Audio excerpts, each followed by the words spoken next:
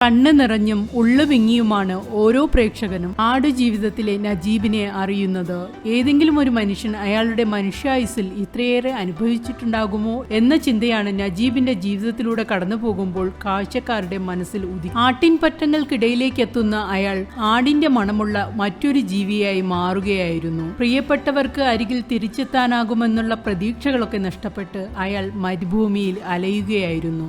ആദ്യ ഷോ കണ്ടിറങ്ങിയ നജീബും സ്ക്രീനിൽ പൃഥ്വിയിലൂടെ തന്നെ കാണുകയായിരുന്നെന്ന് പറഞ്ഞു. താൻ എന്താണോ അവിടെ അനുഭവിച്ചത് അത് അതേ തീവ്രതയോടെ പൃഥ്വിരാജ് സ്ക്രീനിൽ എത്തിച്ചെന്നും പൃഥ്വിരാജിനെ കണ്ടിരുന്നെങ്കിൽ കെട്ടിപ്പിടിച്ച് ഒരു ഉമ്മ കൊടുക്കണമായിരുന്നുവെന്നും കഥയിലെ യഥാർത്ഥ നായകനായ നജീബ് പറഞ്ഞു. നടൻ പൃഥ്വിരാജിന്റെയും സംവിധായകൻ ബ്ലസ്സിയുടെയും പ്രയത്നം വൃഥാവിലായില്ലെന്നാണ് സിനിമ കണ്ടിറങ്ങിയ ഓരോ പ്രേക്ഷകന്റെ അഭിപ്രായത്തിലൂടെ വ്യക്തമാകുന്നത്. മലയാള സിനിമയിൽ ഇന്നോളം പരീക്ഷിച്ചിട്ടില്ലാത്ത പരീക്ഷണങ്ങളിലൂടെയാണ് പൃഥ്വിരാജ് ഈ ചിത്രത്തിനു വേണ്ടി കടന്നുപോയത്.